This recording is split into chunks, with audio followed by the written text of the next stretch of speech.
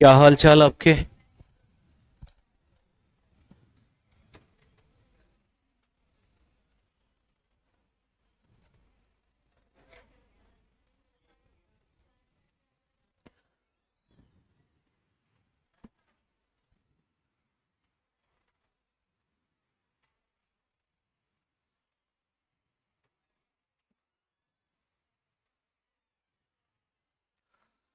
आपका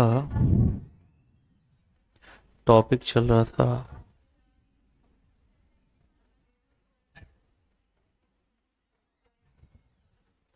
chapter number 9, that was accounts of companies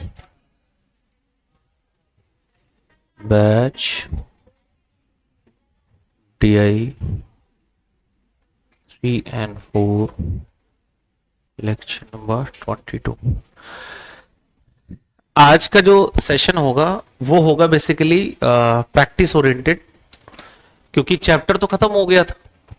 एक बार quick recap देख के फिर उसके बाद आपको Q&A सेशन और क्वेश्चंस वगैरह हम देखेंगे इसके अकाउंट्स ऑफ कंपनीज के। उसके बाद ये चैप्टर फिनिश हो जाएगा। Total accounts of the companies में टोटल सेक्शंस कितने हैं? 128 से लेके 138 तक। तो फटाफट सब लोग 10 मिनट में रिवाइज कर लो। 10 मिनट में पूरा चैप्टर रिवाइज कर लो, मौका दे रहा हूं सबको, जल्दी जल्दी ओपन, ताकि क्वेश्चंस जो हो वो आप धड़ाधड़ कर पाओ। इस चैप्टर की last class accounts of companies की, इसके बाद फिर न्यू चैप्टर स्टार्ट होगा। इसके बस Q&A बचे हुए हैं, Q&A हम देखेंगे। एक बार पूरा रिवाइज कर लो 10 मिनट में सब लोग, अब तक जो जो पढ़ा है आपने।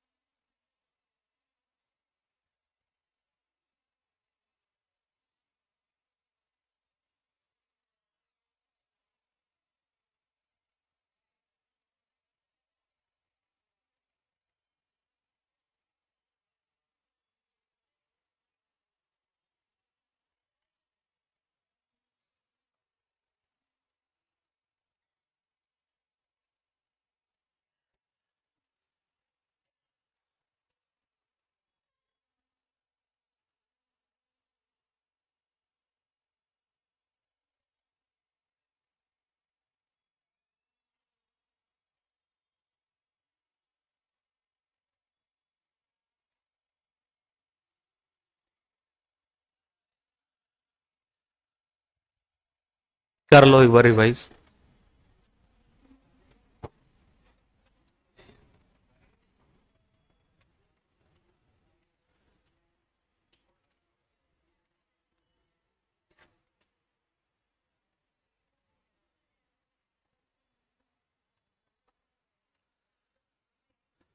फिर एक एक क्वेश्चंस देखते हैं इसके, और फिर ये चैप्टर फिनिश हो जाएगा आपका।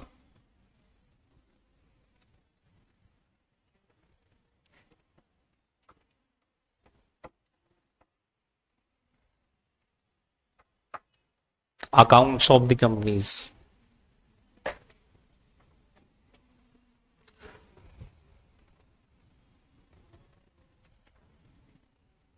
आप बुक्स नहीं लाए? Yes you. बुक्स नहीं लाए? कैसे रिवाइज करोगे? Everyone be serious, don't be sincere right now, serious. मुझे सारा रिवीजन चाहिए 10 से 15 मिनट के अंदर, और सारे क्वेश्चन सबके सॉल्व होने चाहिए, मैं छोड़ूंगा नहीं किसी को। कितने दिन हो गए, कितनी क्लासेस हो गई इसकी? 5 क्लासेस हो गई। इट मींस कम से कम 10 टाइम्स रिवीजन हो जाना चाहिए अब तक, एक दिन में 2 बार कम से कम, क्योंकि लिमिटेड सेक्शंस चल रहे थे। एक दिन में 2-3 सेक्शंस या एक सेक्शन, समटाइम्स एक ही सेक्शन हुआ है। अब इंस्टीट्यूट का कौन सा चैप्टर है ये? Favourite chapter. मतलब ऐसा हो ही नहीं सकता कि अटेम्प्ट में पेपर ना आए, और फेवरेट इसलिए हो गया क्योंकि 45 मार्क्स में क्वेश्चन आएगा, वो भी रिटर्न वाला आएगा, डायरेक्ट क्वेश्चन, मतलब केस, सॉरी केस स्टडी आएगा, एक क्वेश्चन आएगा।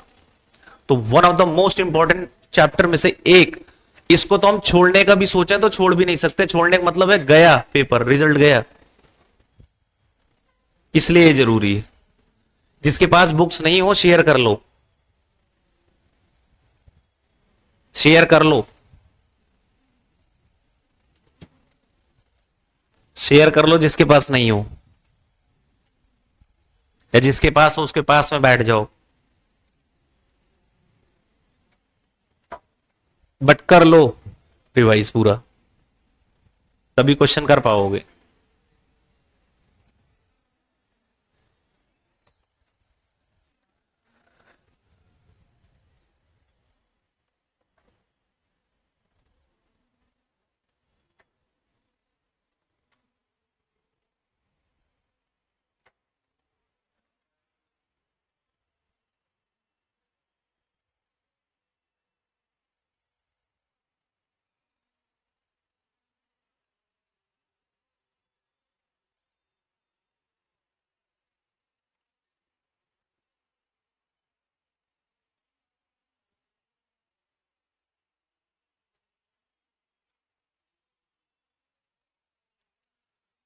128 से 138 तक।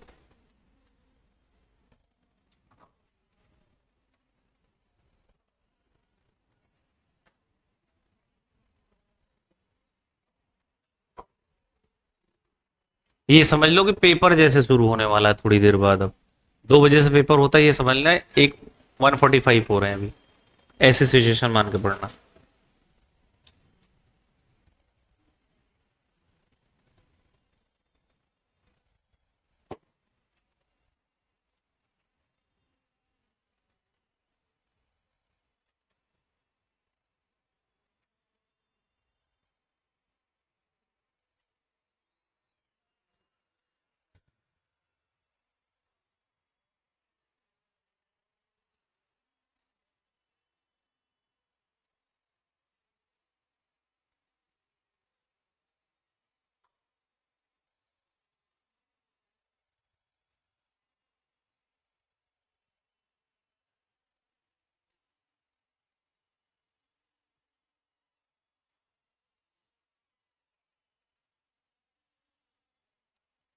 करो जल्दी जल्दी।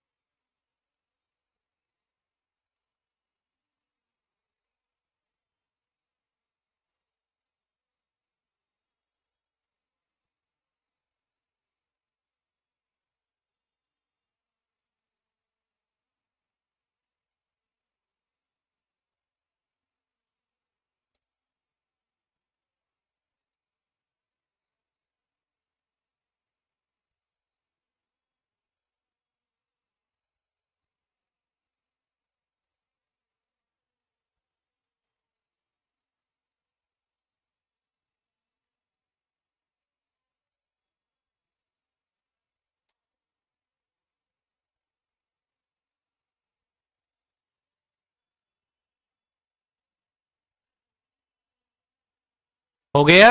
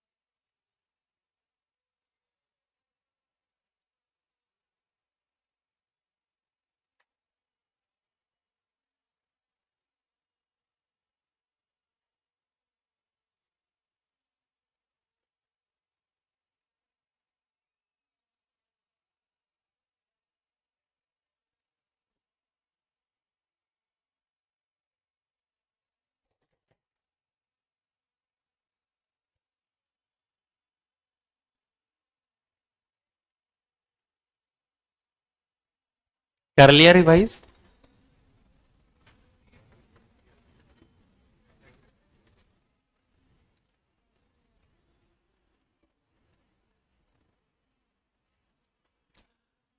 ऑनलाइन वालों आपने भी कर लिया क्या? नेहा आपने भी कर लिया क्या?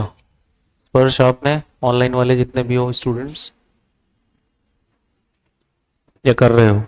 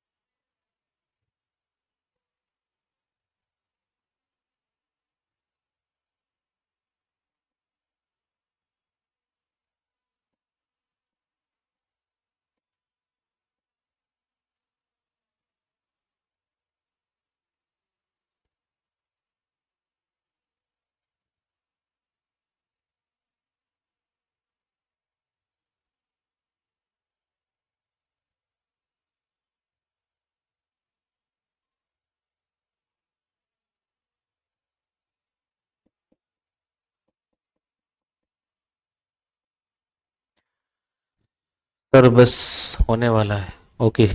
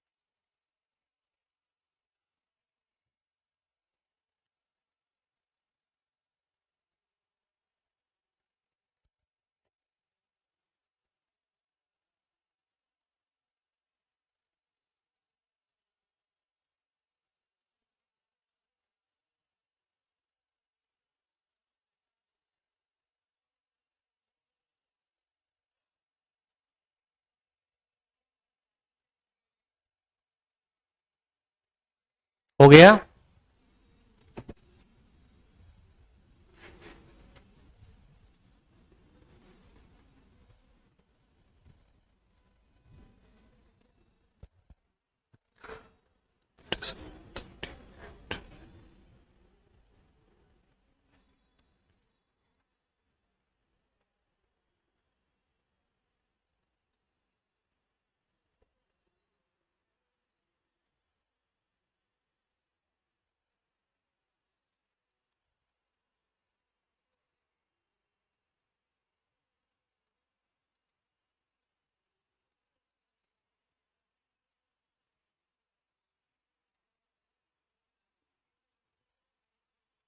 Twenty eight.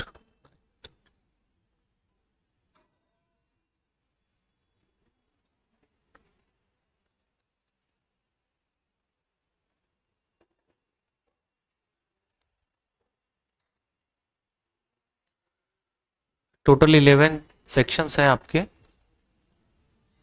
128 से लेके 120, सॉरी 138 तक। उसमें से जो आपके अटेम्प्ट में आप क्वेश्चन पेपर में देखोगे अपना क्वेश्चन, वो इन्हीं 5 सेक्शंस में से होगा। किसमें से? जैसे जो जनरली जो क्वेश्चन बनेगा आपके अटेम्प्ट में, 128, 130, 31, 134, 125 में से क्वेश्चन पेपर में आप अपने देखोगे जनवरी अटेम्प्ट में, ये 5 सेक्शंस आपकी हिट लिस्ट पे होने चाहिए, रैंक 1। रिमेनिंग 5-6 क्वेश्चंस क्या छोड़ दें? वो नहीं पढ़ना है, वो भी पढ़ना है, बट लिख के प्रैक्टिस कौन सा करना है? तो 137 बेसिकली रैंक 2 पे आएगा जब आप सीक्वेंसिंग करोगे सेक्शंस की। तो ये जो मैंने ये टॉप रैंक्स जो है ना, ये तो अगर इस क्लास के किसी स्टूडेंट का वीक हुआ या तैयार करके नहीं गया तो वो पेपर देने मत जाए बेसिकली, क्योंकि वो अपने 8 नंबर माइनस करवा के चलाएगा। 8 मार्क्स कवर कर सकता है इंस्टीट्यूट, मतलब एक क्वेश्चन तो कंफर्म है 45 में से, वो भी रिटेन पार्ट, बहुत इंपॉर्टेंट हो जाता है। टोटल हमें 9 क्वेश्चंस करने होंगे, 9 क्वेश्चंस करने होंगे हमें टोटल 45 मार्क्स में, रिटेन पार्ट में। ऑब्जेक्टिव की मैं बात नहीं कर रहा हूं अभी, मैं रिटेन की बात कर रहा हूं। और सोचो उस 9 क्वेश्चन में एक क्वेश्चन तो यहीं से कवर हो गया आपका, एक क्वेश्चन तो यहीं से कवर हो गया। तो जब पहले से ही पता है हमें कि इनमें से क्वेश्चन पूछा जाने वाला है पेपर में, अब इसके बाद जो रिमेनिंग क्वेश्चंस बनते हैं जैसे सेक्शन 138 इंटरनल ऑडिट, 137, 136 और उसके बाद आपका आ जाता है जनरल 132, एनएफआरए, उसको मैंने पढ़ाते समय बता दिया उससे कैसे टाइप के क्वेश्चन, कौन से क्वेश्चंस बन सकते हैं, बने तो 133 कुछ नहीं है उसमें, प्रेस्क्राइब अकाउंटिंग स्टैंडर्ड्स के बारे में बता रहा है। 129 कैपिटल ए कुछ नहीं है उसमें, सिंपल बता रहा है उसमें। बट ये जो सेक्शंस है आपके बहुत स्ट्रांग होने चाहिए, ये 5 सेक्शंस आपके, मतलब अंदर घुस घुस के पूरा जितना मॉड्यूल में है उसमें कुछ भी छोड़ना नहीं, सब पता होना चाहिए आपको, एटलीस्ट क्वेश्चन बनेगा पेपर में। क्या इस क्लास में जितने लोग बैठे हुए हो ये हिट लिस्ट वाले सेक्शन सबके तैयार है? 128, 30, 31, 34, 35 तैयार है? आईसीआई का क्वेश्चन एरिया,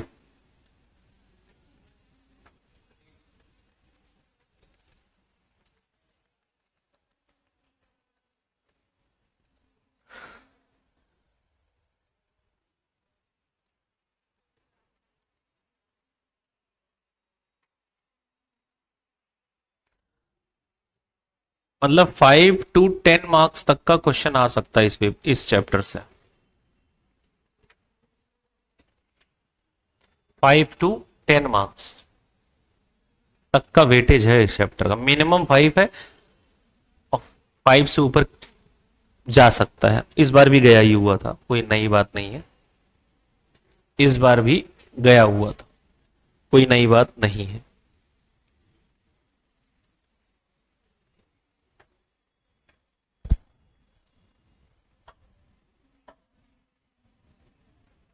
कर लो जल्दी रिवाइज, हो गया हो तो बता दो। स्पर्श आप भी बताओ हो गया क्या, ऑनलाइन वालों जितना है कर लो, फिर क्वेश्चंस देखते हैं, धड़ाधड़ क्वेश्चन सॉल्व करो और फिर चैप्टर को अलविदा कह दो फॉर द टाइम भी।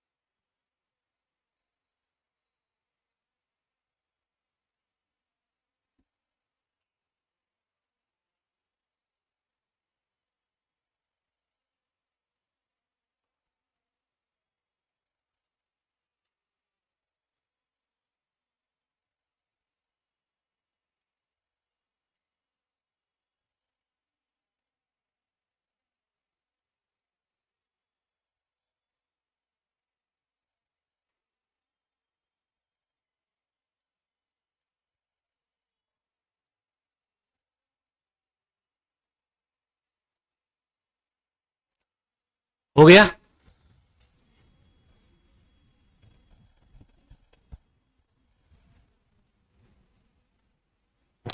पहले तो एक बार बुक में देख लेते हैं कौन कौन से क्वेश्चंस हैं इंस्टीट्यूट के। कई बार इंस्टीट्यूट नाम बदल के अपने बुक से ही क्वेश्चन पूछ लेता है। आई होप कि पहला ऑब्जेक्टिव तो पूरी क्लास को ही आ रहा होगा,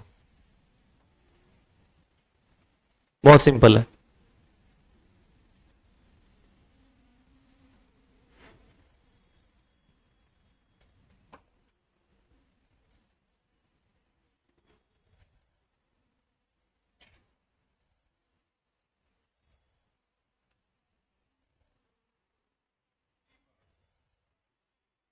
कौन सा सेक्शन एप्लीकेबल हो रहा है?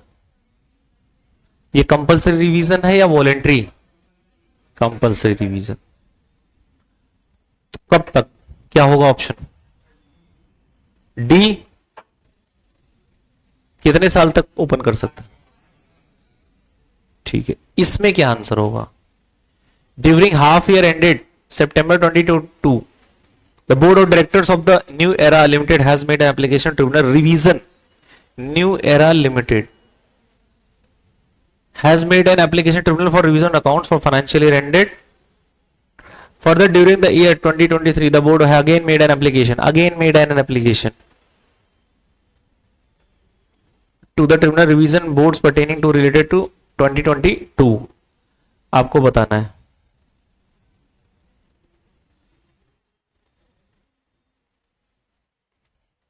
रिवीजन के लिए कर रहा है कौन? बोर्ड रिवाइज कर रहा है। सेक्शन 131 की बात कर रहा है, उसमें कंडीशंस थी क्या? कुछ नहीं थी, कुछ क्या?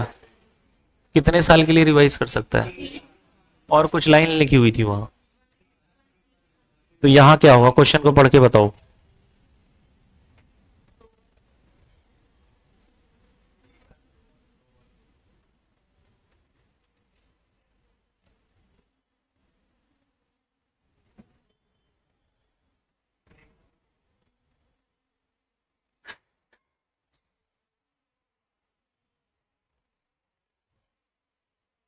क्या हो रहा है इसमें?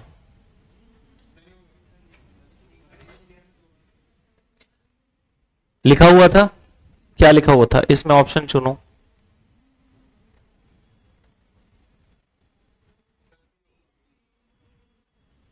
सी, वाई। एक फाइनेंशियल ईयर में एक ही बार हम कर सकते हैं। ऑलरेडी किस सेक्शन में बता रखा है? 131 में। अच्छा, पक्का? एक बार और सोच लो, मौका दे रहा हूं। क्वेश्चन को ध्यान से पढ़ लो, ना पढ़ पाया हो कोई तो।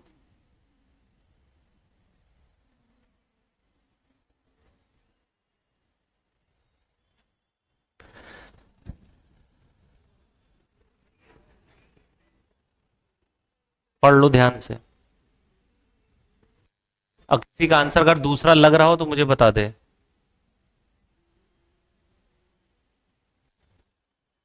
क्वेश्चन को बहुत ध्यान से पढ़ो, अब फिर देखो क्या निकल के आ रहा है इसमें। Same option. During the half year ended September 2022, the board of director of the New Era Limited made an application to the tribunal for the revision in the accounts of the company for the financial year ended। कब का revision का request कर रहा है? कब का कर रहा है? किस साल कर रहा है? Further during the year ended March 2023, the board has again made an application। एक ही फाइनेंशियल ईयर में दोनों एप्लीकेशन डाल रहा है या अलग अलग फाइनेंशियल ईयर्स है? कहां लिखा हुआ है? एक ही है क्या? एक ही फाइनेंशियल ईयर में दो एप्लीकेशन जा रहा है? क्वेश्चन में क्या दिख रहा है सामने?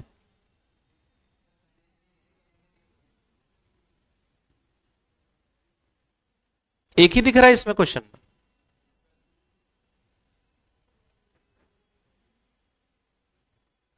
जल्दी बताओ। Half year ended September 2022, the board of directors application दे रहे हैं किस लिए? Revision in the accounts of the company. कौन सा ईयर? Financial year ended. कब एंड हुआ है? 31 मार्च 2022 के लिए। किस ईयर के लिए कर रहे हैं? पढ़ो ध्यान से, ये लाइन यहां तक फुल स्टॉप तक पढ़ो।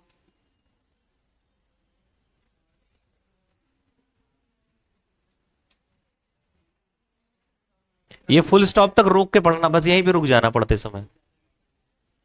During the half year ended, application कब दे रहे हैं?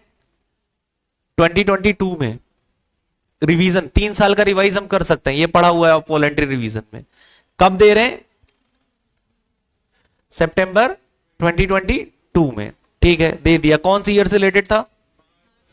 कर लिया आपने, ठीक है, इस ईयर में एप्लीकेशन डाल दिया। आगे पढ़ो अब।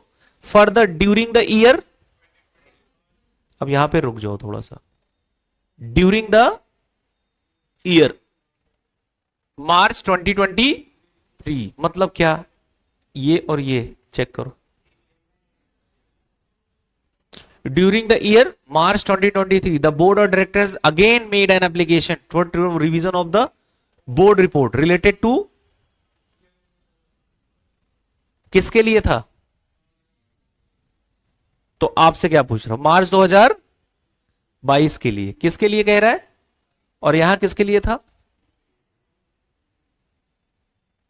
यहां किस फाइनेंशियल ईयर से रिलेटेड रिक्वेस्ट थी और यहां किस फाइनेंशियल ईयर से रिलेटेड रिक्वेस्ट है? सेम है।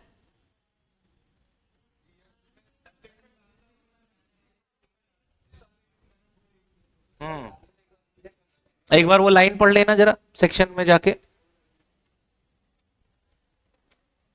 एक बार ध्यान से वो लाइन पढ़ लेना।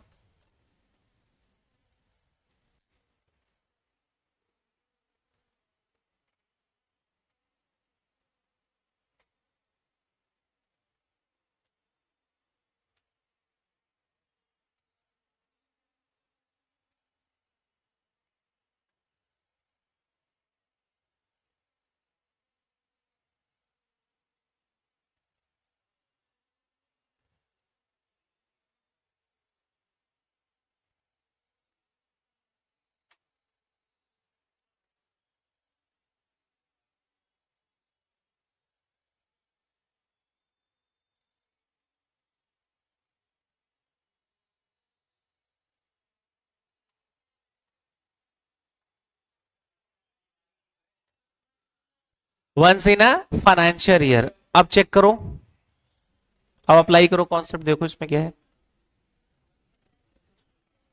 हम्म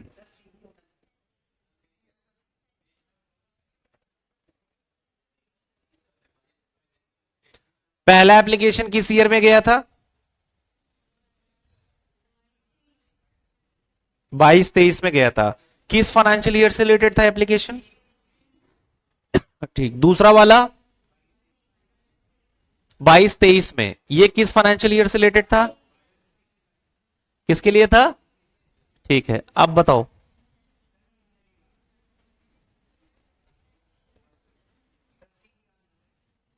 क्या होगा? क्यों?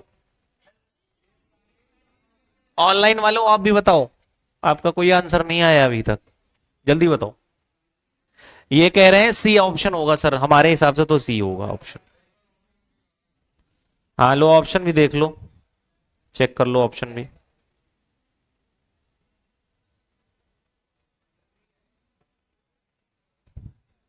एक का आगे आंसर सर सी लग रहा है मुझे तो।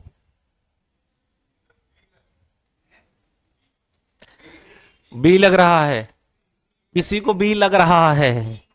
एक मिनट को, दोनों लग रहा है। कुछ बच्चों को बी लग रहा है, ठीक है, कुछ बच्चों को बी लग रहा है और मोस्टली बच्चों को सी लग रहा है। ठीक है, बी जिसको लग रहा है वो पहले बताए। हाँ, आपका जस्टिफिकेशन क्या है बी लगने के पीछे?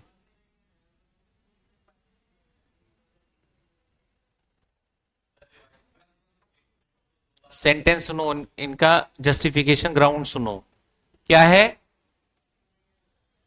वंस इन अ ईयर कर सकते हैं, ठीक, बिल्कुल सही।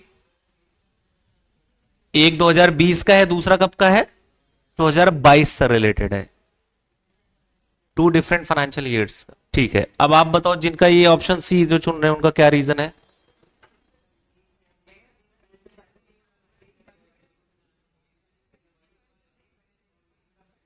एक फाइनेंशियल ईयर में एक ही बार। अच्छा, यहां पे अगर क्वेश्चन में देखो तो एप्लीकेशन वो दे रहा दोनों अलग अलग फाइनेंशियल ईयर से रिलेटेड कर रहा है कि नहीं रहा है, दोनों अलग फाइनेंस। और लॉ क्या कह रहा है वहां पे, एग्जैक्ट लाइन क्या लिखी हुई है वहां पे, once in a financial year. Financial year में सिर्फ एक बार क्या कर सकता है एप्लीकेशन, यहां क्या दो बार कर रहा है, कहां दो बार कर रहा है, पहली बार कब किया उसने, ये ले लो सितंबर फर्स्ट टाइम, ये वाला सेकेंड टाइम कब किया फिर उसने, मार्च में कर दिया, ठीक है चलो मार्च में कर दिया, ये रहा क्लियर, एक ये मार्च में कर दिया सेकेंड टाइम, सेकेंड टाइम ठीक। और फाइनेंशियल ईयर एंड कब हो रहा था, 1 अप्रैल शुरू हुआ टू कब तक, 31 मार्च तक, मार्च 23, और ये 2022, यही होता है फाइनेंशियल ईयर, यही देखा था आपने। अब बताओ, अब स्क्रीन पे ये लिख दिया गया है, ये है फाइनेंशियल ईयर, 1 अप्रैल 2022 से शुरू हुआ, 31 मार्च 2023 को खत्म हो गया, और दोनों में ही एप्लीकेशन सेम ईयर में गया हुआ है, सेम फाइनेंशियल ईयर में।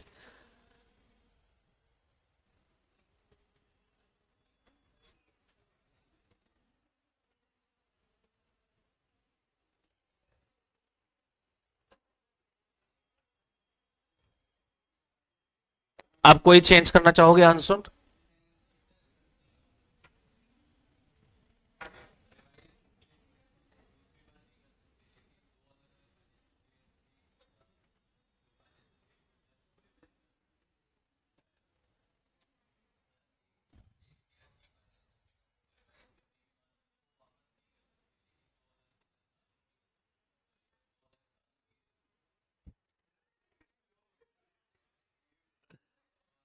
कोई नहीं आराम से,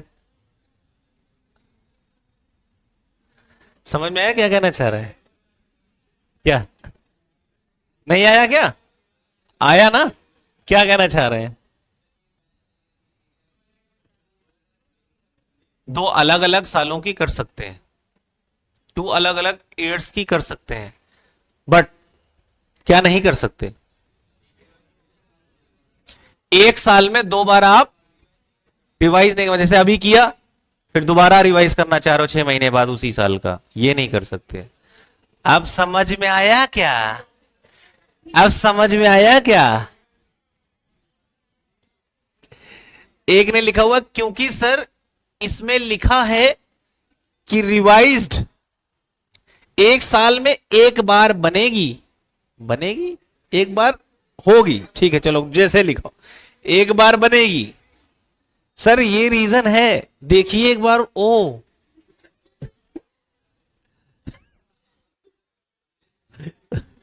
ओ लास्ट में ओ, अच्छा वो जो भी आपने आंसर दिया ना उस पर रिएक्शन आया है ओ,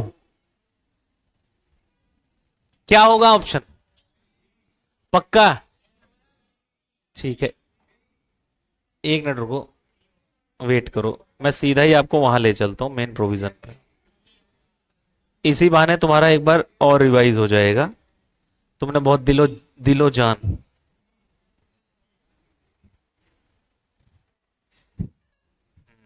ये आपका 131 131 दिस वन, देखो ध्यान से देखना, इसी बहाने एक तीर से दो निशाने भी लगा लेना कई लोग जिनका रिवाइज ना हुआ हो। देखो क्या कह रहा है, अगर बोर्ड और डायरेक्टर्स को अपने गलतियों का एहसास करने का मौका कंपनीज एक्ट दे रहा है, किस सेक्शन में दे रहा है लेकिन, वॉलेंट्री रिवीजन के फॉर्म में, कह रहा है financial statement and board report not in compliance with the section 129 134 on an approval order of tribunal, revise कर सकते हो कितना, any 3 preceding financial years, clear. अब यहां पे देखना, कह रहा they may revise if any financial statement or board report in respect of any 3 preceding financial year, पिछले 3 सालों का, ये तो नॉर्मल बात है, असर्टिफाइड को भी सबमिशन की बात हो गई। अब यहां पे आ जाओ, ये देखो क्या लिखा हुआ है, लिखा हुआ है द रिवाइज्ड फाइनेंशियल स्टेटमेंट और report shall not be prepared और filed more than once in a financial year. दो बार इसको पढ़ो, दो बार पढ़ो, एक दो बार और पढ़ो। रिवाइज फाइनेंशियल स्टेटमेंट और रिपोर्ट, मतलब बोर्ड रिपोर्ट की बात कर रहा है, कह रहा है रिवाइज फाइनेंशियल स्टेटमेंट और report shall not be prepared और filed more than once in a financial year. इसका क्या मतलब है?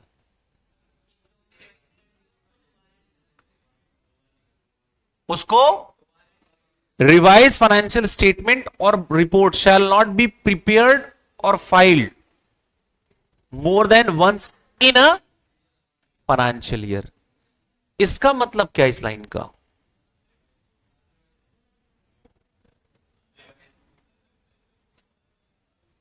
दो अलग अलग, हाँ हाँ,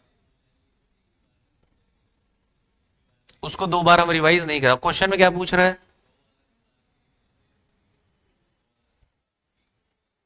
अब एक बच्चा गा गया, एक बच्चा आया है कान्हा। आओ कान्हा, कान्हा। हाँ। कान्हा का ऑप्शन आया है बी। क्या आया है? बी। कान्हा बी के साथ जा रहे हैं। लॉक किया जाए, जल्दी बताओ, ताला लगाया जाए, पक्का? आप समझ में आ रहा है यहां पे क्या बोल रहा है? सिंपल एक लाइन, सिंपल क्या है? रिवाइज फाइनेंशियल स्टेटमेंट और report shall not be prepared and filed more than once in a financial year. लेकिन अगर डिफरेंट फाइनेंशियल ईयर से रिलेटेड रिक्वेस्ट है तो उसको हम क्या कर सकते हैं? उसको हम कर सकते हैं। कान्हा का ऑप्शन बी है और कान्हा के हाथ में बांसुरी है, तो हमें मानना पड़ेगा इस बात को। ठीक है, ऑप्शन नंबर बी, क्योंकि उस क्वेश्चन में क्या लिखा हुआ है? क्वेश्चन में लिखा हुआ है क्या कि वो अलग अलग फाइनेंशियल ईयर से रिलेटेड रिक्वेस्ट है, तो उसको हम फाइल कर सकते हैं।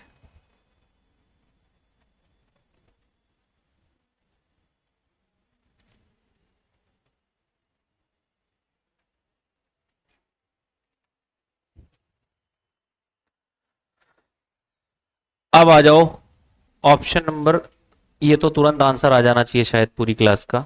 अब ये भी नहीं आया तो फिर सीएसआर पढ़ाने कोई फायदा ही नहीं।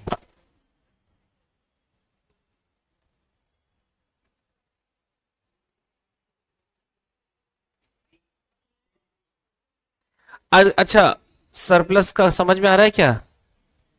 क्या करना है? वापस एक लाइन लिखो ना, प्लग बैक लिखा हुआ था ना वहां पे।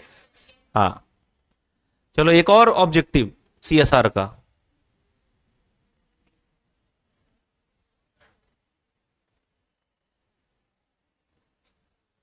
अच्छा,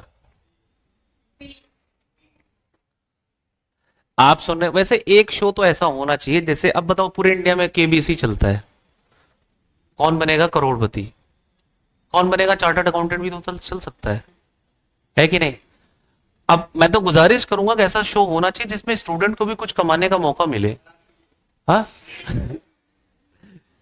इवन जो ऑनलाइन भी ऑप्शन दे रहे हैं उनको भी कुछ मिलने का मौका मिले अगर। हाँ बट अब ऑनलाइन वालों को लेकिन कैसे चेक करेगा कि सही ऑप्शन आ रहा है, मतलब ट्रू आंसर है, फेयर है कि नहीं, मतलब अनफेयर मीन्स तो नहीं है। अब वो तो फिर कैमरा देखना पड़ेगा पूरा। बाकी ऐसा होना चाहिए कि जैसे सबकी काउंटिंग्स होती रहे और धड़ाधड़ स्क्रीन पे क्वेश्चन चलते रहे और बजर राउंड सब अपना करते रहे और सबको ऑटोमेटिक चेक हो जाए लास्ट में किसका कितना सही आंसर आया, और जो उसका टॉपर हो उसको रिवॉर्ड किया जाए। और बाकी जो एक लिमिट सेट हो जाए कि इससे ऊपर जिनके मार्क्स है उनको रिवॉर्ड दिया जाएगा, सबको एक लिमिट। ऐसा कुछ सोचा जाएगा। आप बिल्कुल अपनी उम्मीदें कायम रखें, ये दुनिया उम्मीद पे कायम है। बताओ जल्दी इसमें क्या होगा? अच्छा एक बात बताओ, तुम लोगों की ऊर्जा डबल हो जाएगी ना अगर कभी ऐसा कोई सेशन रख दिया जाए कि भैया पढ़ के आना और सबको अवार्ड मिलेगा, इनाम मिलेगा, जो आंसर देगा धड़ाधड़। तो क्या जान पे खेल के पढ़ के आओगे पूरी तरीके से, या पूरी रात जाग के पढ़ोगे? जान दे दोगे उसके लिए? एक आधा सेशन ऐसे रख लेंगे, कोई दिक्कत नहीं है, एक आधा सेशन ऐसे रखेंगे, देखते हैं क्या।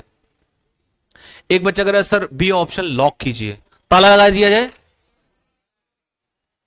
कंप्यूटर जी ऑप्शन बी ताला लगा दिया जाए। कॉन्ग्रेचुलेशंस, आप जीत चुके हैं 7 करोड़ रुपए, देवियों और उनके सज्जनों। चलो चलो 7 करोड़ रुपए आज जीत चुके हैं आप, मांगना मत अभी कोई। हाँ, ये क्वेश्चन आप कर चुके हो ऑलरेडी। अब आते हैं, देखो बहुत सिंपल क्वेश्चन है, इसको तो शायद देखते ही आंसर पूरी क्लास दे देगी। सिंपल पूछ रहा, मैंने बताया था एक्सबीआरएल एक्सटेंसिबल बिजनेस रिपोर्टिंग लैंग्वेज जो फाइलिंग होती है उसकी किन कंपनीज पे एप्लीकेबल होती है। एक तो लिस्टेड था, वो तो पता है, उस पर कोई टर्नओवर हम कुछ नहीं देखेंगे। बाकी में 2 पेड अप शेयर कैपिटल और टर्नओवर के बेस पे चेक करेंगे। पेड अप कितना, वेरी गुड, 5 करोड़ और मोर, और दूसरा ऑप्शन टर्नओवर 100 करोड़, बिल्कुल सही था। चेक करके आंसर दे दो इस कंपनी को, क्या इनके ऊपर एक्सबीआरएल फाइलिंग होगी एप्लीकेबल, नहीं होगी। कैसे पकड़ पता किया आपने, लिखा हुआ है ना, और ये तो दोनों ही दे दे रहे हैं, टर्नओवर भी 100 करोड़ के ऊपर है, होगी, फॉलो करना पड़ेगा। बहुत सिंपल क्वेश्चन था। अच्छा, ये क्वेश्चन का आंसर कितने लोगों को आता है?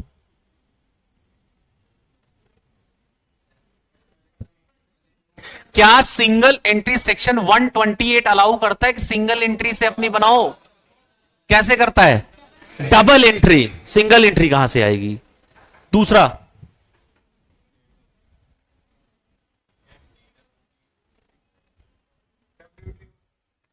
WTO एक ने बोला है, वर्ल्ड ट्रेड ऑर्गेनाइजेशन, हमला करवाओगे क्या?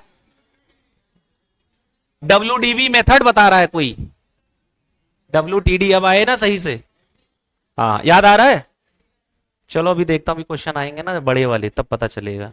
अभी तो बच्चों वाले क्वेश्चन चल रहे हैं। थर्ड क्वेश्चन हो सकता है? अच्छा, ये तो बहुत सिंपल क्वेश्चन है,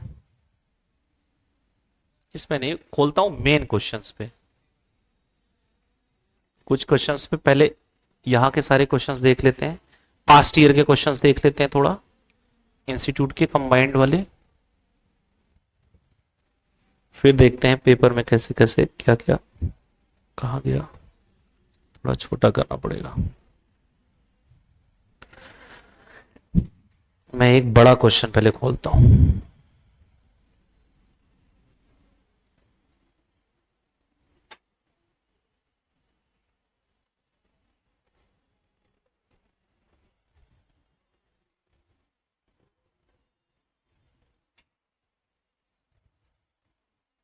इतना बड़ा क्वेश्चन,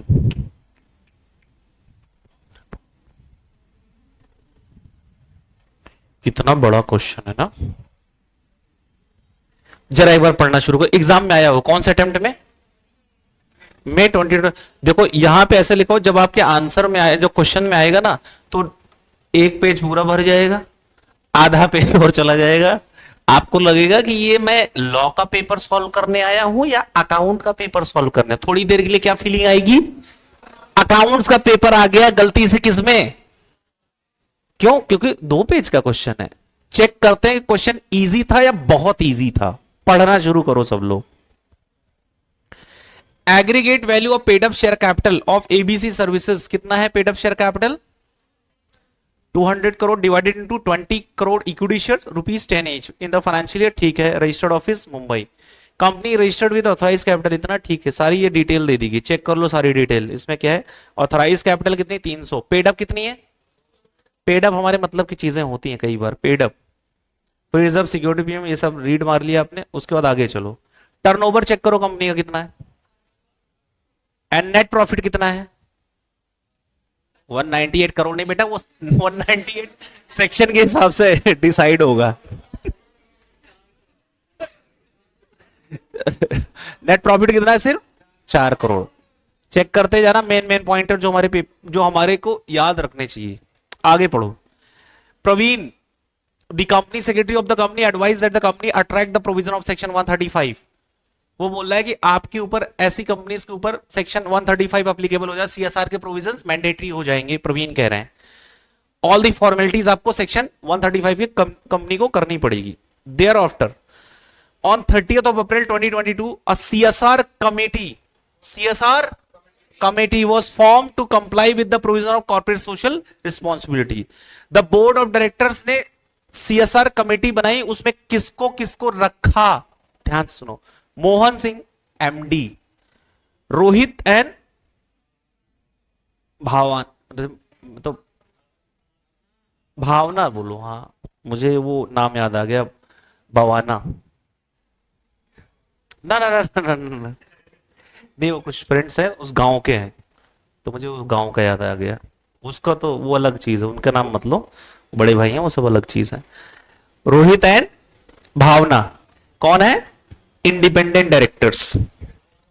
वेंकटेश, ईशा, मोहित, मुस्कान, ये कौन है, डायरेक्टर्स। क्या बात है, मुस्कान का नाम, मुस्कान आ गया चेहरे पे सबके, चलो कोई बात नहीं, बनी रहे मुस्कान ये आगे। On the basis of the work applying the provision of companies act 2013, पहला क्वेश्चन इंस्टीट्यूट क्या पूछ रहा, first question, is the contention of the Praveen company secretary of the company that the company attract the provision 135 is required to form CSR committee is correct और not. क्या इस company को CSR committee बनानी होगी, नहीं बनानी होगी? भैया सीएसआर कमेटी कब बनाई जाती, पहले उसके ऊपर सीएसआर प्रोविजन तो एप्लीकेबल हो। कैसे चेक करोगे एप्लीकेबिलिटी ऑफ सीएसआर प्रोविजन, हमने क्या पढ़ा था, नेटवर्क या नेटवर्थ, नेटवर्क या नेटवर्थ, बस नेटवर्थ कितना होना चाहिए, और दूसरा ऑप्शन कितना, 1000 करोड़ और मोर, लास्ट ऑप्शन। इस क्वेश्चन में चेक करो क्या ऐसी कोई सिचुएशन बन रही है, चेक करो इनमें से कोई कवर हुए, चेक करो तीनों चीजों में से कुछ आ रहा हो, चेक करके बताओ पहले।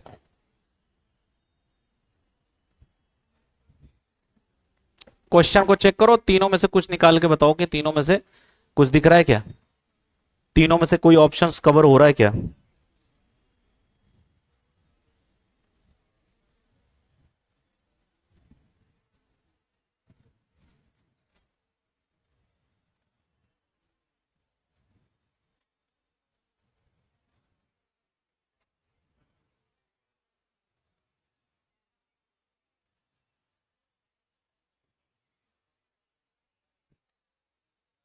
नहीं वो अलग होता है स्पर्श।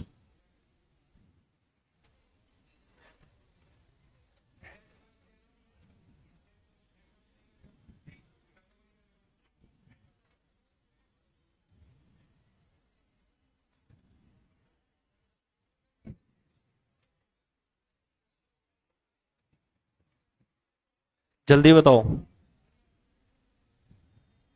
होगा नहीं होगा, एप्लीकेबल हो रहा है, किस बेस पे निकाला आपने, नेटवर्थ कितना है, 520 करोड़, टर्नओवर चेक करो, क्वेश्चन में नहीं है, 1000 crore, network sorry net profit check करो, 4 करोड़, हमें कितना चाहिए कम से कम, तो वहां भी एप्लीकेबल कट हो गया। उसके बाद टर्नओवर चेक करो, कोई मतलब ही नहीं, फिर एक लास्ट ऑप्शन क्या बचा, नेटवर्थ चेक करो, कवर हो गया, कितना लिखा हुआ है नेटवर्थ, लिखा हुआ है, कैसा निकालोगे नेटवर्थ, सारे रिजर्व्स एंड ऑल कैलकुलेट करने के बाद में तब जाके आप क्या निकालोगे, नेटवर्थ, क्या निकालोगे, नेटवर्थ की डेफिनेशन निकालोगे। क्लियर? तो एक काम करो सब लोग ना, नेटवर्थ किसे कहते हैं कंपनीज एक्ट के हिसाब से लिखो, लिखो जरा एक बार।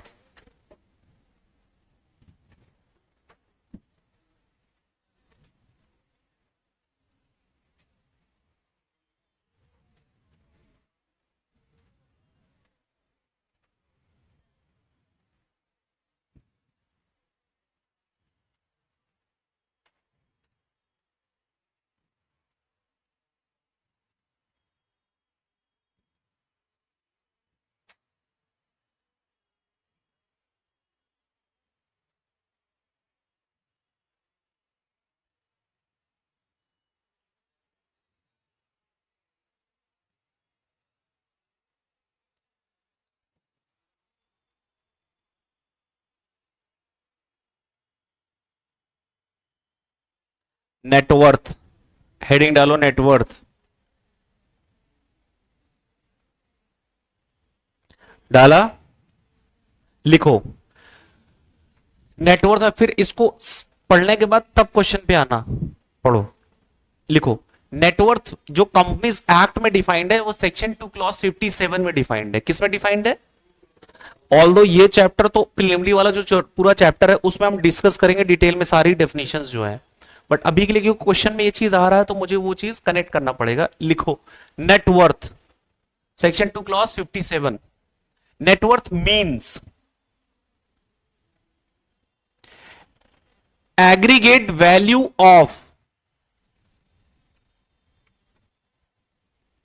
net worth means aggregate value of paid up share capital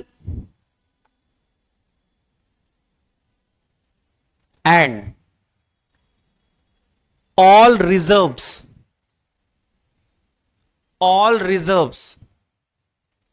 created out of profit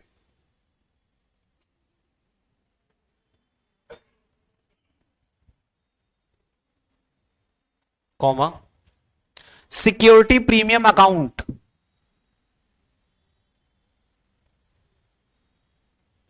security premium account and debit or credit balance of PNL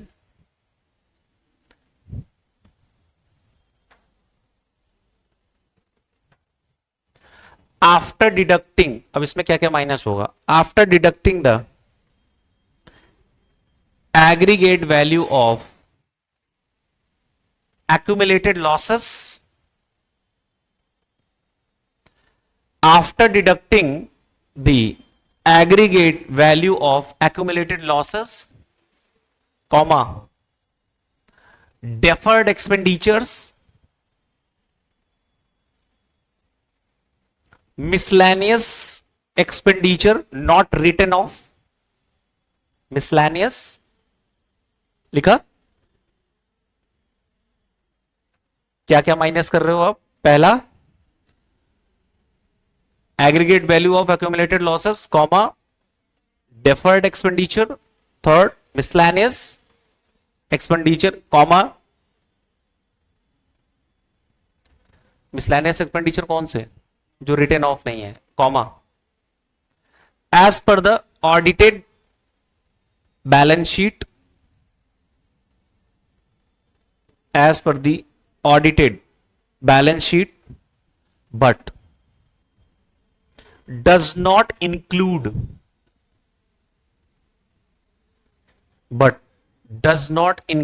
reserves created out of revaluation of assets, जिसको आप revaluation reserves बोलते हो, revaluation of asset, reserves created out of revaluation of assets।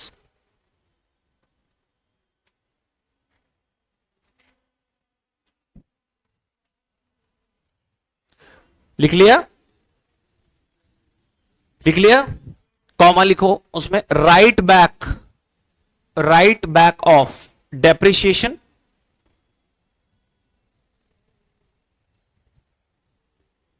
Right back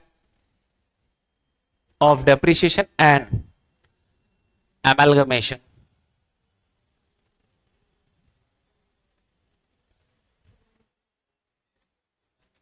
but does not include reserves created out of revaluation of assets, comma right back of depreciation and amalgamation, इसको include नहीं करेंगे। Clear? लिख लिया सबने? एक बार जो लिखा उसका रीड आउट कर लो पहले ध्यान से, क्या लिखा है आपने? Net worth means aggregate value of paid up share capital and all reserves created out of profit, comma security premium account and debit balance or credit balance of profit and loss account after deducting the aggregate value of accumulated losses, comma deferred expenditure and miscellaneous expenditure, clear, not written off। उसके बाद इसमें क्या include नहीं होगा? Revaluation reserve जो है, जो revaluation reserve है वो राइट बैक, वो नहीं होगा। क्या? रिवैल्यूएशन ऑफ एसेट्स वाली जो रिजर्व्स है वो, और right back of depreciation and amalgamation, ये इंक्लूड नहीं होगा। अब एक बार जरा उस डेफिनेशन को चेक करके देखो इसमें क्या क्या आएगा, क्या क्या नहीं आएगा।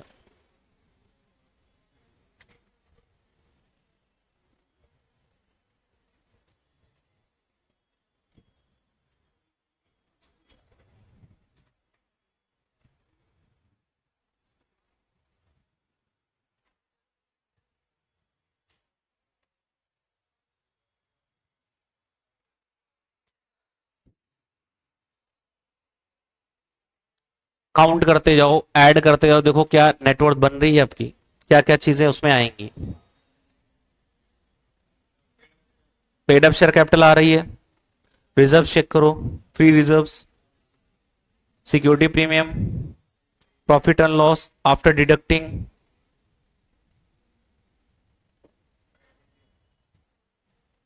कितना आया? 520 आ रहा है। तो इसका मतलब क्या? नेटवर्थ है, नेटवर्थ इसकी है, तो इसका मतलब एप्लीकेबल हो गया क्या? सीएसआर के प्रोविजन तो एप्लीकेबल हो गया। क्लियर? तो अब जब हमने पढ़ा था कि सीएसआर का जब प्रोविजन एप्लीकेबल होगा तो कंपनीज को क्या बनाना पड़ेगा? सीएसआर कमेटी बनानी पड़ेगी। सीएसआर कमेटी में भी आपने कुछ बातें पढ़ी थी, क्या पढ़ी थी?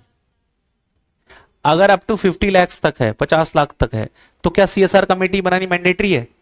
बोर्ड ही काम कर लेगा उसका, ये पढ़ा। तो यहां क्या है?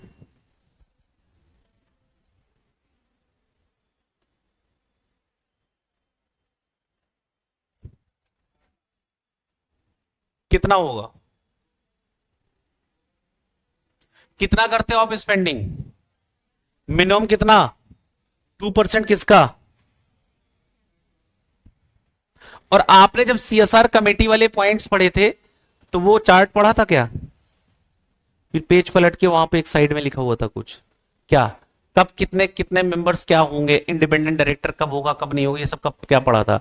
फॉरेन कंपनी, प्राइवेट कंपनी, फिर और सारी चीजें पढ़ी थी, क्या था उसमें? वो कब आया था?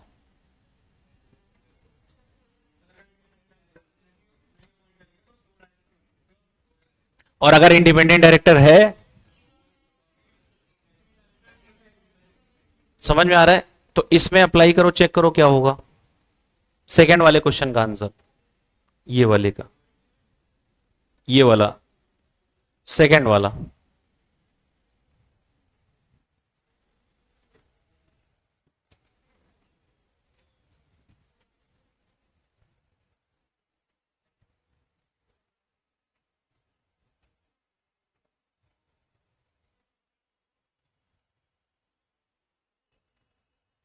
3 और मोर डायरेक्टर लिखा हुआ था वहां पे, और एटलीस्ट उनमें से क्या होना चाहिए?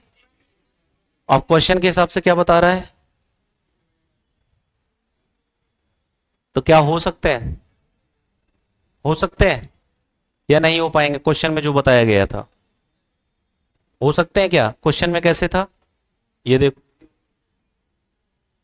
Mohan Singh managing director, Rohit and Bhavna independent director, और इधर वेंकटेश, ईशा, मोहित एंड मुस्कान डायरेक्टर्स।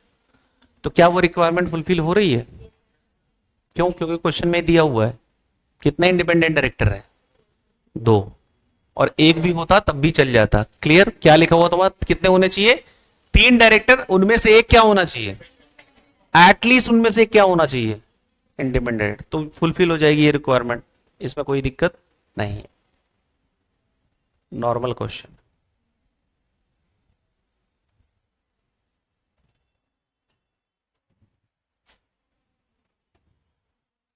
इसमें बताओ एप्लीकेबल होगा कि नहीं होगा, चेक करके। सीएसआर लगेगा नहीं लगेगा?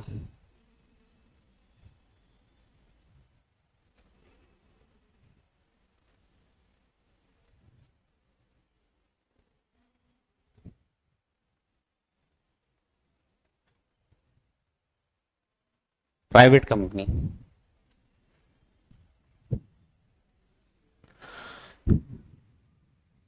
क्या इस पे सीएसआर का प्रोविजन लगेगा नहीं लगेगा?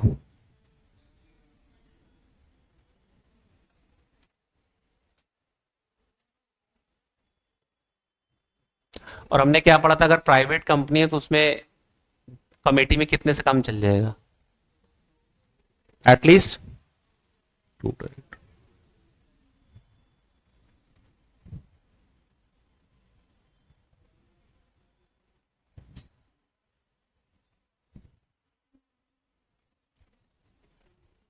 ऐसे क्वेश्चंस बहुत आते हैं पेपर में। ये वाला जो है, ये ये वाला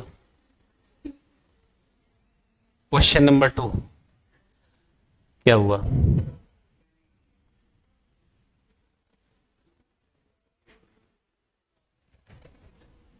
क्या हुआ? कुछ कानों को कुछ आपके स्पर्श किया है? हाँ, स्पर्श तो क्लास में है। नहीं, यहाँ भी थोड़ा कानों को कुछ उम्मीद मिली है। हाँ, देखो जल्दी इधर। नहीं, कानों को उम्मीद एक टाइम बाद फिर घर वाले भी देंगे इधर।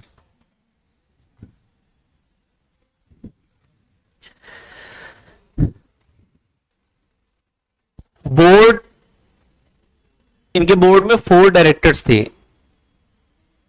WXYZ. Addition, the company has D as a MD. The company also has a full-time company secretary, Mr. Wise, on its role. The financial statement of the company for the year ended 31st March 2017 were authenticated by, financial statements authenticated by 2 directors, Mr. X and Y, under their signature. Question number 1. Examine the validity of the authentication of balance sheet and statement of, मतलब basically cut short, financial statement and board report की बात कर रहा है।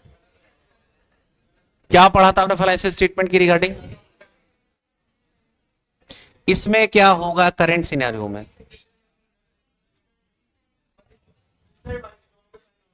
दोनों के sign और चाहिए। अच्छा, बोर्ड रिपोर्ट पे क्या सुना था आपने, किस पे साइन होंगे? और या अच्छा, एक क्वेश्चन था उसमें, उसी सेक्शन 134 में ही लिखा हुआ था, अगर ओपीसी है तो क्या होगा? कहां से जाएगा ढूंढने लेने लोगों को? खर्चा नहीं कर पाएगा इतना। क्या क्वेश्चन पूछते हो यार, इतना इजी क्वेश्चन, ये सब कुछ क्वेश्चन है। बड़ा क्वेश्चन देखो, ये भी हो चुका है ये क्वेश्चन तो। 138।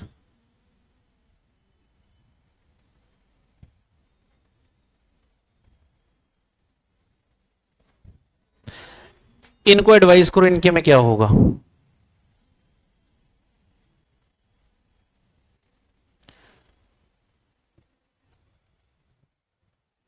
शायद ये सब आंसर दे पाओगे अगर आपने थोड़ा भी देखा होगा एक आधा बार ध्यान से।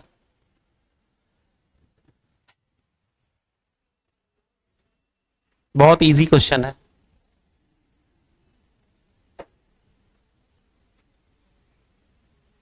इस टाइप का क्वेश्चन बन सकता है। पहले तो मुझे बता के खुश करें कौन सा सेक्शन एप्लीकेबल होगा। बहुत बढ़िया, राइट जा रहे हो। देखो उधर भी आंसर आ गया सर, 138, बिल्कुल बहुत फास्ट। चीते की चाल बाज की नजर, और ऑनलाइन वालों की नॉलेज पे संदेह नहीं करते।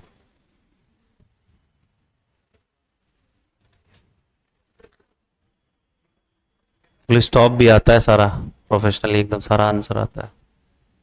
बहुत एक्टिव होते हैं ऑनलाइन के बच्चे। अरे एकदम सिंपल आंसर है, जल्दी से बताओ। नहीं हो सकता, क्यों?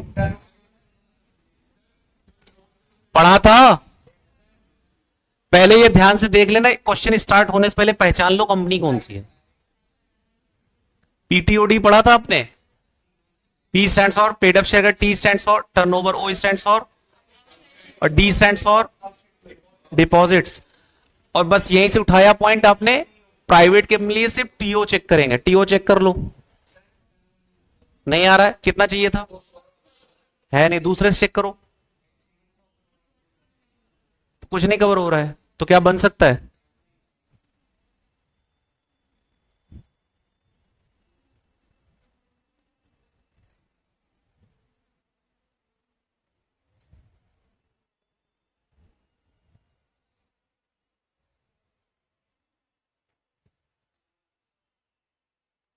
चलो ये भी एक क्वेश्चन पूछ ही लेता हूं आपसे, टफ क्वेश्चन। पढ़ो। हालांकि क्वेश्चन पढ़ते ही आंसर आ जाएगा आपको लास्ट तक जाते जाते।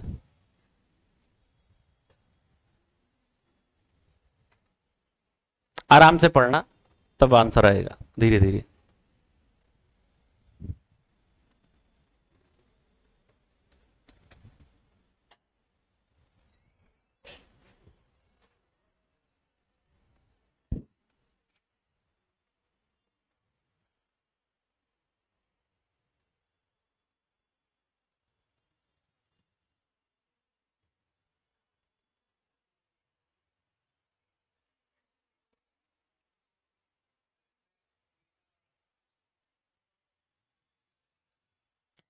सही सही बताओ, इनामी सवाल होगा ये। देखता हूँ कि जितने रुपए जेब से निकल जाएंगे उतने ही मिल जाएंगे जिसको। जितने निकल गए उतने बस सब।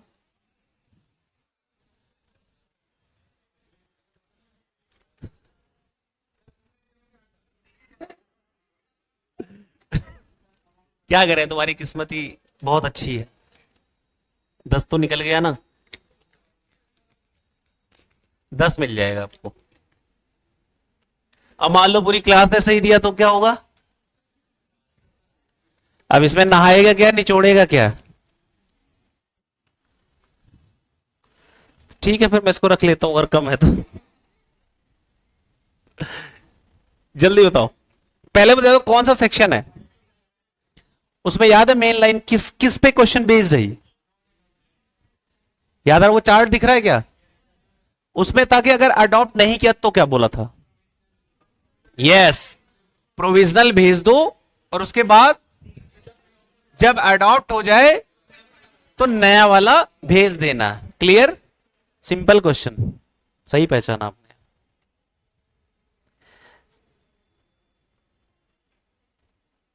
अब कुछ क्वेश्चंस पहले देख लेता हूं। बताओ नेटवर्थ में क्या इंक्लूड नहीं होगा इनमें से? तीनों ही होंगे ना। सीएसआर कमेटी वाले पॉइंट बताओ कौन सा सही है इसमें से?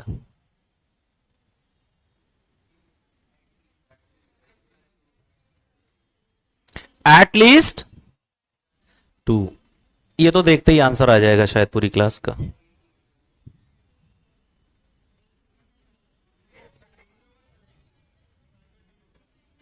थर्ड का इसमें क्या होगा? ये तो देखते ही आंसर आ जाएगा। मुझे तो लग रहा है कहीं तो इसमें क्वेश्चन भी नहीं पड़ा। अगर ऐसा क्वेश्चन पेपर में आ जाए तो ऑप्शन ही देख के आंसर दे दें, भले वहां लिखा हो नॉट। पता है अभी तो इसमें ठीक है आपका, लेकिन वाकई में अगर इंस्टीट्यूट चाहे, चाह तो रहा है लेकिन सारे क्वेश्चन में नहीं चाहता है, लेकिन अगर इंस्टीट्यूट चाहे ना तो जो ऑब्जेक्टिव टाइप्स के क्वेश्चंस है ना, उसमें बहुत खेल हो सकता है। कि जैसे तुम्हारी आदत बनी हो कि इसमें तो ऐसे ही होगा, ऑप्शन बी ऐसे ही होगा, वहां बस एक्सेप्ट, नॉट, ये कुछ सेंटेंसेस जोड़ते पूरा सेंटेंस ही चेंज हो जाता है। तो बी केयरफुल ऑब्जेक्टिव पढ़ते समय वहां पे स्पेशली। टाइम लग जाए कोई बात नहीं, ये तो देखते ही आंसर आ जाएगा। ऑल पे जब जहां ऑल लिखा हो वह ऑल इज वेल। क्या? अब पता नहीं आपके ऊपर, स्टूडेंट की लाइफ में ये ऐसा एक समय जरूर आता है जब option all of the above मिलता है, तो उसमें स्टूडेंट क्या सोचता है कि ज्यादातर जब ऑल लिखा ही हुआ है, इतनी मेहनत की उसने, तो पक्का ऑल ही होगा। अब इंस्टीट्यूट कुछ और कर देता है, ऑप्शन बी सही होता है बस मान लो उसमें कुछ क्वेश्चंस में। लेकिन हमने क्या देख रखा है? ऑल। बहुत जल्दी में हुए तो ऑल पे लगा देते हैं। इसमें बताओ।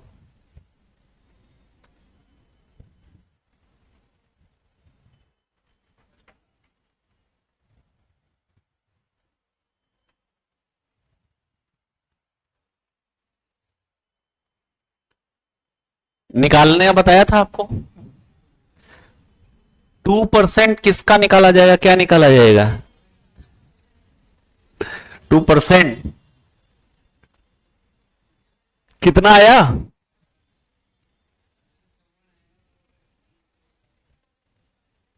सबका 55 ही आ रहा है या किसी का कुछ और भी आ रहा है?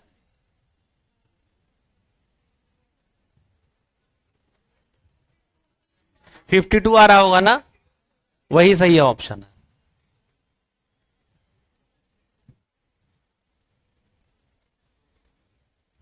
7।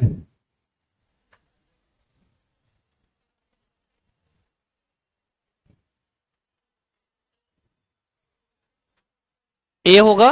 ऑल ऑफ द above क्यों नहीं बोला इस बार आपने? जरा ऑप्शन सी पढ़ना एक बार। ब्रांच ऑफिसर, किसके घर पे? Branch officer. वाह। इसमें बताना।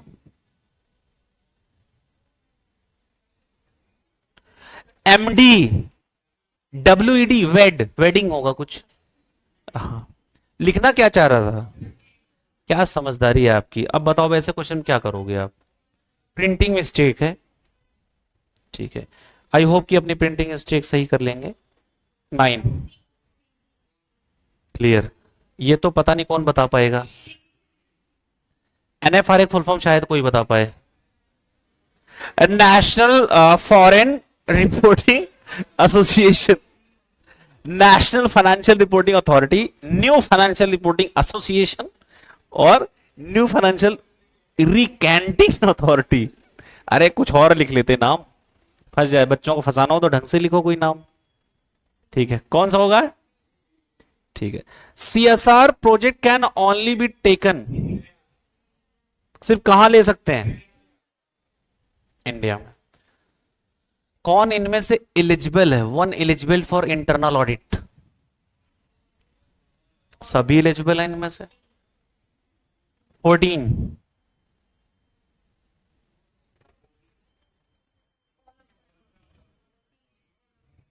ऑल ऑफ द अब। 15। क्वेश्चन ध्यान से पढ़ लेना।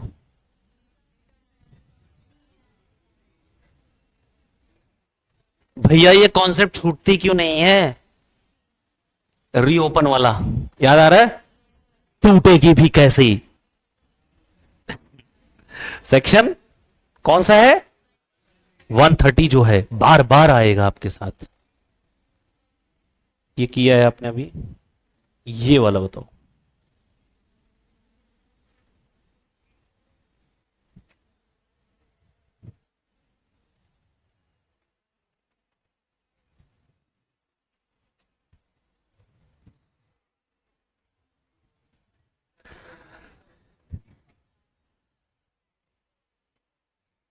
अब मैं आपको चैप्टर नंबर 2, मतलब चैप्टर नंबर 2 का वो बॉक्स याद कराऊंगा। वो स्पेशल पॉइंट्स में जो privileges available to OPC boxes में था, लास्ट का पॉइंट था। क्या लिखा हुआ था उसमें सबसे लास्ट वाले में? कितने दिन था? 30, 90 या 180? यस, 180। 18।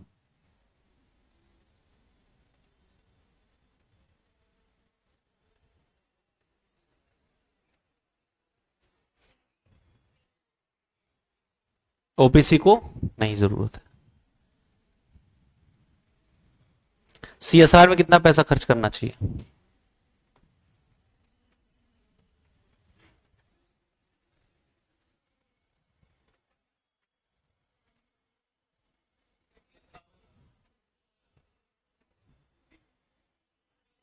कौन सा?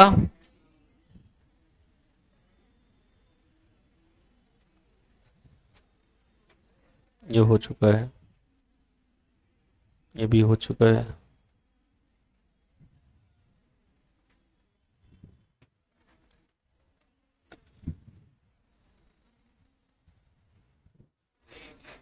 Twenty four.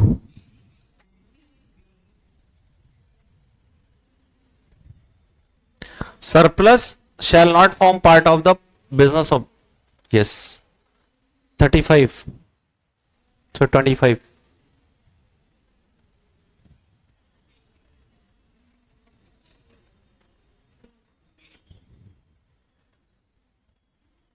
26।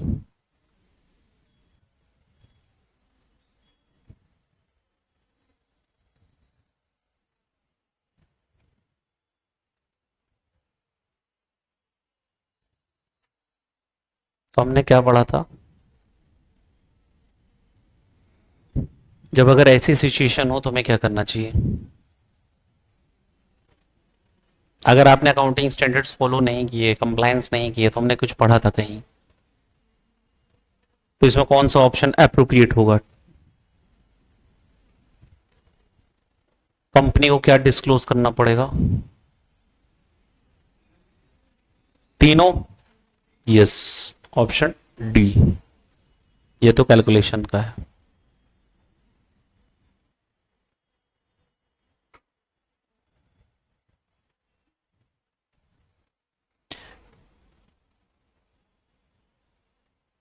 ये क्वेश्चन एक बार, अच्छा ये तो हो उस टाइप का है, इस तरह का हो चुका है। कोई बढ़िया क्वेश्चन देखता हूँ उसमें। ये भी हो चुका है। Director responsibility statement.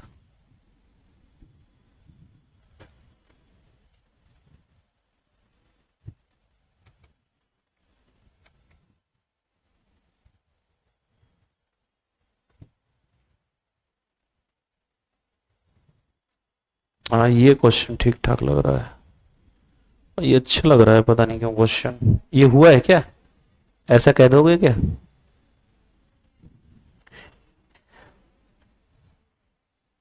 कुछ कुछ उसी तरह क्वेश्चन लग रहा है। कुछ कुछ उसी तरह लग रहा है, लेकिन एग्जाम का क्वेश्चन है। वही क्वेश्चन है क्या? नहीं यार, उसी तरह है। उसी तरह है। बस 3 पॉइंट्स इसके पढ़ो पहले, देखो किससे रिलेटेड क्वेश्चन पूछ रहा है।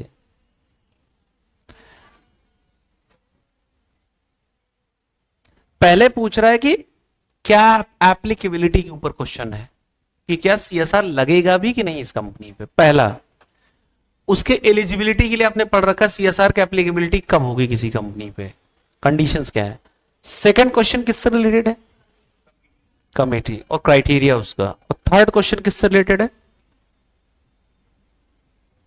कि क्या इसने सेक्शन 135, सेक्शन 135 का कंप्लायंस किया, उसके रूल्स का कंप्लाई किया या नहीं किया, ये क्वेश्चन है तीनों का। तो जैसे अगर आज आपको किसी कंपनी को चेक करना है कि क्या इस कंपनी पे सीएसआर के प्रोजेक्ट प्रोविजंस लगेंगे नहीं लगेंगे, तो एप्लीकेबिलिटी की क्या कंडीशन चेक करते हो? नेटवर्थ या टर्नओवर या नेट प्रॉफिट। क्लियर? ये चेक करते हो, अगर उसमें वो कवर हो गया तो उसके ऊपर सेक्शन लग जाएगा। कितना स्पेंडिंग कर सकते हैं अगर लग गया तो? 2%। कितना मिनिमम? 2%। अगर कोई कंपनी ज्यादा करना चाहे तो और अच्छी बात है, तो मिनिमम 2% है। ज्यादा गलती से हो गया, कितने साल तक? कम हो गया, रीजन देना पड़ेगा कि कहां जाओगे पैसा लेके, क्यों नहीं किया। वैसे होना यह भी चाहिए कि अगर कोई कंपनी अपनी प्रॉब्लम में चल रही है तो गवर्नमेंट को भी सपोर्ट कुछ ऐसा बनाना चाहिए कि जिसमें उस कंपनी को भी गवर्नमेंट सपोर्ट करे, है कि नहीं? कि जैसे आज की डेट में आप फाइनेंशियली साउंड हो जाओ, क्लियर, तो आपके ऊपर सीएसआर तो अलग हो गया, टैक्सेस लग जाते हैं, लग जाते हैं। लेकिन जब आप प्रॉब्लम में होते हो तो गवर्नमेंट को भी सपोर्ट उस समय भी करना चाहिए, यस या नहीं? स्पेशली ऑन्टरप्रेन्योर्स को, है कि नहीं? ऑन्टरप्रेन्योर्स का यही कहना रहता है कि आज हम पैसा खर्च कर रहे हैं, बट उस समय कहां थे जब मैं स्ट्रगल कर रहा था। वो अलग बात है, स्टार्टअप है ना, वो कल्चर अभी थोड़ा सा बढ़ गया है वो, बट होना चाहिए ऐसा कुछ प्रोटेक्शन फॉर द ऑन्टरप्रेन्योर्स।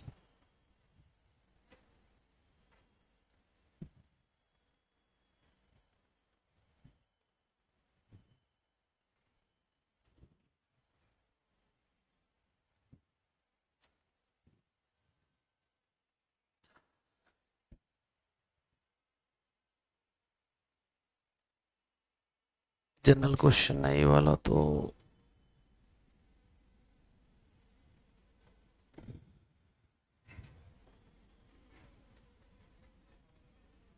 ये वाला आपने अभी किया था, ये क्वेश्चन इस टाइप का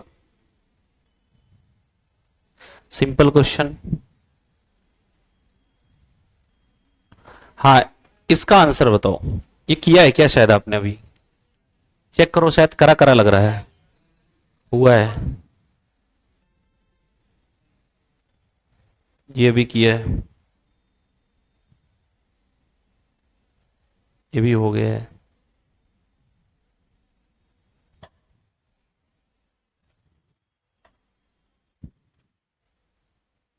इनकम टैक्स अथॉरिटी वाला क्वेश्चन ये भी हुआ है।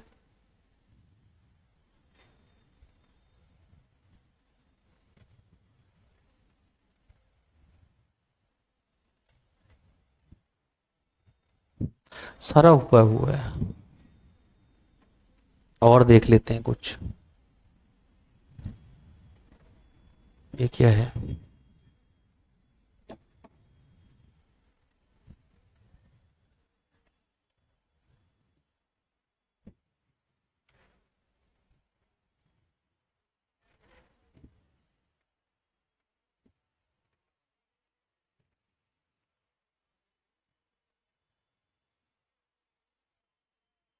मैं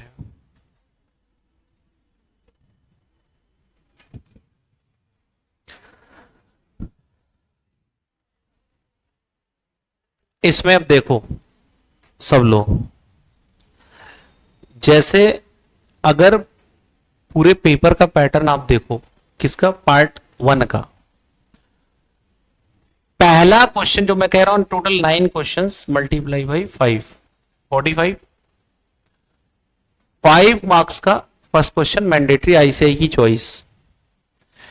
दूसरा क्वेश्चन भी कंपनीज एक्ट का आईसीआई की चॉइस, ये तो आपने कर रखा ऑलरेडी। ये वाला क्वेश्चन तो रजिस्टर्ड ऑफिस वाला था जिसमें वो बोल रहा पीरियोडिकल एंड ऑल। तीसरा क्वेश्चन अदर लॉस से, तीसरा क्वेश्चन ये अदर लॉस का है। इसका मतलब जो इंस्टीट्यूट फर्स्ट क्वेश्चन पूछेगा जो कंपलसरी होगा उसको आप छोड़ भी नहीं सकते। उसमें 3 क्वेश्चंस होंगे जिसमें से 2 क्वेश्चन किसके होंगे, और वो भी कौन से वाले? Written part. कौन सा पार्ट? तो इसका मतलब फर्स्ट पोर्शन आपका होगा 14 मार्क्स का। टोटल कितने मार्क्स का? इस 14 में से 10 मार्क्स किसके? कंपनी से। ठीक है, इट्स ओके। आगे चलते हैं क्वेश्चन नंबर 2 पे। अगेन क्वेश्चन नंबर 2 फिर किसका आया? कंपनी जेड का। देखते जाओ, पेपर पैटर्न देखो, अब थोड़ा आइडिया लगेगा आपको। सेकंड क्वेश्चन भी किसका? उसके बाद सेकंड के बाद जो थर्ड क्वेश्चन भी है वो भी किसका है? कंपनी जेड का। मतलब क्या? क्वेश्चन नंबर 1 का शुरू का 2 क्वेश्चन वो भी कंपनी जेड, क्वेश्चन नंबर 2 के शुरू के 2 क्वेश्चन 10 नंबर वो भी क्या है? Company Z. थर्ड वाला अलग। अब आते हैं क्वेश्चन नंबर 3 पे। क्वेश्चन नंबर 3 का भी जो पहला क्वेश्चन है वो भी किसका? Company Z. क्वेश्चन नंबर 3 का जो सेकंड वाला है वो भी किसका? तो जोड़ लो, कितने मार्क्स हो गए? 10, 20, 30 तो यही हो गया। अभी चलते जाओ, क्वेश्चन नंबर अब आते हैं 4 पे। 4 का जो पहला क्वेश्चन है वो भी किसका? कंपनी जेड का। कितना हो गया? चलते जाना अभी। अब उसके बाद 2 क्वेश्चंस अलग अलग होंगे, एक एलएलपी का होगा, एक अदर लॉस का होगा। क्वेश्चन नंबर 5 का पहला क्वेश्चन वो भी किसका होगा? कंपनी जेड का। कितने हो गए? ठीक है। क्वेश्चन नंबर 6 का जो पहला क्वेश्चन होगा वो भी किसका होगा? Company Z. और दूसरा भी जो होगा वो भी किसका होगा? और तीसरा भी जो होगा, समझ में आ रहा है? अभी बताता है, अभी बताता है, रुको। देखो ध्यान से, ये थर्ड क्वेश्चन था और यहां पे खत्म हो जाएगा। पैटर्न समझो आप। क्वेश्चन नंबर 6 में देखो ये क्या लिखा हुआ है? इंटरनल चॉइस है। क्वेश्चन में या तो क्वेश्चन नंबर 6 का ए कर लो कंपनी जेड का, ये वाला क्वेश्चन, या अगर इसमें कोई तकलीफ ज्यादा हो रही है तो 6 का ए मत करो, 6 का ऑप्शन वाला ए कर लो।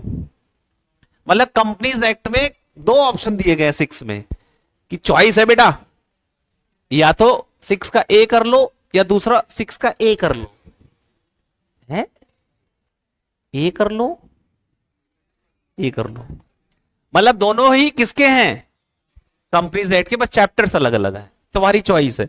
हालांकि ये वाला तो सारी क्लास को आ रहा होगा जो क्वेश्चन है।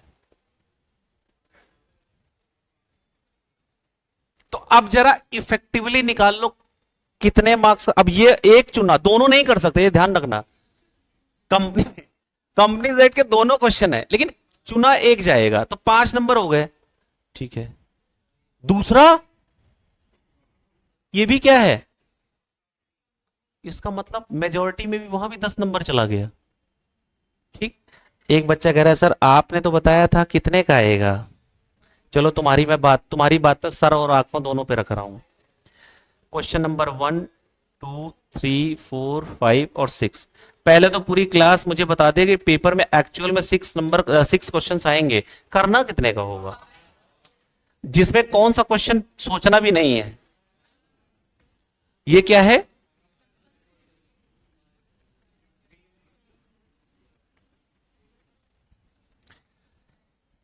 ऐसे कहेगा तुमने पूरी बुक पढ़ी है बेटा, तुमने पूरा मेहनत की है, मैं मान लिया, लेकिन मैं कैसे मान लूं जब तक कि मैं अपनी चॉइस के 2 क्वेश्चन ना पूछ लूं तुमसे, कंपनी जेड के। मैं अपनी चॉइस के 2 क्वेश्चन पूछूंगा, मैंडेटरी क्वेश्चन, कि उसको आप छोड़ भी नहीं सकते। तो यहां पे आपने देखा जो फर्स्ट क्वेश्चन है वो 10 मार्क्स की वेटेज ले रहा है, जिसको आप छोड़ भी, ये मैं कंपनी जेड के पर्सपेक्टिव में भी बात कर रहा हूं, सिर्फ कंपनी जेड के। क्वेश्चन नंबर 2 में पूरी क्लास ने देखा कितने मार्क्स का पूछ रहा है। क्वेश्चन नंबर 3 में, अब थोड़ा सा अलर्ट हो जाना क्वेश्चन नंबर 4 से, 4 में सिर्फ, 5th में लास्ट में अलर्ट हो जाना।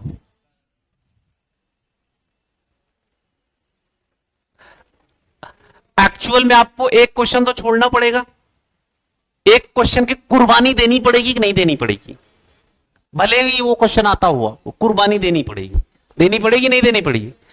तो आप किसमें कुर्बानी दोगे, कंपनी जेड की कुर्बानी डिपेंड करेगा सर उस समय कौन सा आता रहेगा कौन सा जाता रहेगा, आना जाना चलेगा, वो तो बाद में पता चलेगा जब वो दिन आएगा जिसका हमें था इंतजार, वो घड़ी आ गई, वो अलग बात है। अभी अगर आप देखो मार्किंग स्टाइल देखो, चेक करो, 10 20 30 40 50, कितने का हो गया बेटा, 50 का टोटल पूछा जाएगा, करना कितने का होगा, एक क्वेश्चन तो छोड़ना होगा। लेट से आपने सिलेक्ट किया कि मैं एक क्वेश्चन छोड़ दूं जिसमें 10 नंबर का कंपनीज एक्ट है, क्वेश्चन नंबर 6 छोड़ दिया तुमने, तो कंपनीज एक्ट कितने का कवर हुआ, रिटर्न पार्ट, कौन सा पार्ट। लेकिन मैं आपको एक अंदर की बात बताऊं, सुनना चाहोगे, एक अंदर की बात बताऊं, क्वेश्चन नंबर 6 जल्दी छोड़ना मत। क्यों, क्वेश्चन नंबर 6 जनरली नॉर्मल होता है, और दूसरा सबसे बड़ी फायदा उसमें आपको इंटरनल चॉइस मिलती है। एक अकेला क्वेश्चन है पूरे सेगमेंट में जिसमें आपको इंटरनल चॉइस मिलती है, कि कोई बात बेटा लिखते लिखते थक गए हो गए, अब क्वेश्चन नंबर 6 आ गया है, तो एक काम करो, इसमें दोनों में से कोई एक चुन लो। चॉइस सिर्फ किसमें मिल रही है आपको, 6 में, इंटरनल चॉइस सिर्फ एक क्वेश्चन मिल रही है, और वहां भी आपको 3 क्वेश्चन कंपनी जेड के दिखेंगे। कितने दिखेंगे, करना 3 है क्या, नहीं, एक छोड़ना भी है। तो ये वाला क्वेश्चन आपको कवर करना है, डिपेंड करता है आपके प्रिपरेशन का लेवल उसमें क्या है, बट फिर भी कट शॉर्ट मिनिमम आपको वर्ष से वर्ष सिनारियों में 45 मार्क्स का लेके चलो। और अगर आपने मान लो इसको स्किप कर दिया गलती से, मान लो आपने कहा कि 6 नंबर छोड़ देता हूं मैं क्योंकि मेरा अदर लॉस ज्यादा स्ट्रांग हो चुका है, तो आपने ये वाले सिलेक्ट किए क्वेश्चंस, इनमें से सिलेक्ट कर लिया है कि इसको नहीं छोड़ने का, मेरा ज्यादा स्ट्रांग हो गया है, तो आपका फिर कंपनी से रिटर्न पार्ट कितना चला जाएगा, 40 मार्क्स का रिटर्न पार्ट। कितने का, 40 मार्क्स का रिटर्न पार्ट, और ऑब्जेक्टिव अलग है। क्लियर है, ये चॉइस आपके पास होगी। तो अब इस 40 मार्क्स के लिए कितने कितने मार्क्स का एक क्वेश्चन, लगभग 8 क्वेश्चंस 5 मार्क्स के। तो अब 8 क्वेश्चंस आपको आने चाहिए। कितने? सोचो, अगर तुमने 8 के 8 क्वेश्चंस 8 क्वेश्चंस तुमने अच्छे से प्रेजेंट कर दिया और गलती से वही क्वेश्चन आया जो तुमने प्रैक्टिस कर रखा हो, उस सेक्शन से रिलेटेड आ गया, सिर्फ कितने सॉल्व करना है? 8 क्वेश्चन रिटन पार्ट का। ऑब्जेक्टिव वाले पे अभी नहीं जा रहा हूं, वहां मार्क्स आप मार दोगे, आप अपने मार्क्स देख लेना। ऑब्जेक्टिव में आपको 20 प्लस तो मैं अभी बता दे रहा हूं रहेंगे, मिनिमम है ये गिरी हालत में रहेगा 20 प्लस। 30 आउट ऑफ 30 भी इसी क्लास से बहुत सारे बच्चों के आएंगे, वो अपने देखेंगे रिजल्ट में। 30 आउट ऑफ 30 ऑब्जेक्टिव में, उस पर मैं नहीं जा रहा हूं। मेरा मेन फोकस होगा कि कैसे स्टूडेंट को ये जो कंपनीज एक्ट का पार्ट है या जो अदर लॉस का पार्ट है वहां पे स्कोर कराना मेरा ऑब्जेक्ट है। कि 8 क्वेश्चंस अगर कोई स्टूडेंट सेलेक्ट कर रहा है करने के लिए कंपनीज एक्ट में, तो वो 8 के 8 क्वेश्चंस उसके परफेक्शन की हद पे चले जाए, उसमें सारे मार्क्स उसको मिले। और ये 8 क्वेश्चंस हर एक चैप्टर से होंगे, सिलेक्टिव चैप्टर्स होंगे। जैसे मैंने आपको बोला है, दुनिया इधर से उधर हो जाए, एक क्वेश्चन इस 8 क्वेश्चन में कहां से आने वाला है? डिविडेंड से। चेक करते जाओ, अलर्ट हो जाए जो समझदारों की इशारा काफी। एक क्वेश्चन इसमें कहां से दिखेगा आपको पेपर में? डिविडेंड से। बचा 7 क्वेश्चन। और एक क्वेश्चन कहां से आने वाला? रिटन पार्ट में। किसमें? Accounts of company. बचा 6 क्वेश्चन। और 4 से आ भी सकता है, केस स्टडी भी आ सकती है 6 मार्क्स 4 मार्क्स की ऑब्जेक्टिव में। आ भी सकता है, जा भी सकता है। चार्ज और डिपॉजिट में से एक रहेगा, ध्यान रखना। चार्ज या डिपॉजिट में से एक क्वेश्चन आप यहां पे देखोगे। क्लियर? बचा कितने क्वेश्चन अब? 5। अब बताओ,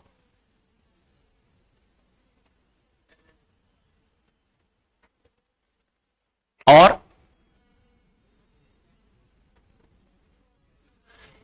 इनकॉर्पोरेशन वाला चैप्टर आ भी सकता है, नहीं भी आ सकता है, दोनों। लेकिन अगर मैं पिछले प्रीवियस अटेम्प्ट की बात करूं तो सितंबर में भी आया था क्वेश्चन, जनवरी में भी आया, मतलब बैक टू बैक क्वेश्चन पूछे जा रहा है। कौन सा? इनकॉर्पोरेशन वाले चैप्टर से एक बार आया, अभी रिसेंट अटेम्प्ट में आया, फिर उससे पहले अभी रिसेंट अटेम्प्ट में आया सेक्शन 16 कि किसी का ट्रेडमार्क कॉपी मार दिया तुमने तो क्या कॉन्सिक्वेंसेस होंगे, 3 साल वाला। उससे पहले आया था क्या सब्सिडरी कंपनी होल्डिंग कंपनी में शेयर्स ले सकती है, सेक्शन 19, क्या वोट कर सकती है, वो सारे क्वेश्चंस थे आपके। अभी मे अटेम्प्ट की सिचुएशन कुछ और होने वाली है, बट सितंबर, फिर आपका क्या आएगा? जनवरी। कुछ भी हो जाए, लेकिन हमें अपनी स्टाइल ऐसे ही रखनी है कि हमें कंपनीज एक्ट में 8 या 9 क्वेश्चन जो भी होंगे वो सारे हमारे सही होने चाहिए।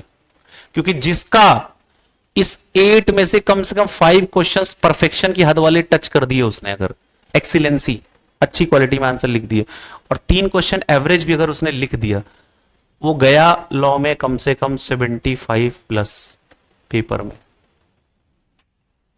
उसके गए स्कोर 75 जा रहा है, उसको कोई रोक ही नहीं सकता। जो मार्क्स कटते हैं, जो स्टूडेंट मार्क्स कम लेके आ पाते हैं, वो यहीं पे वीक होते हैं। This is the week area. क्यों? क्योंकि स्टूडेंट को ये मैप क्लियर, उसका ध्यान 100 नंबर पे है। किस पे है? तो मैं 100 नंबर पे फोकस ना करके, आपको अगर 5 किलोमीटर जाना है तो पहले कुछ स्टेप्स तो चलो, डायरेक्ट 5 किलोमीटर फोकस मत करो।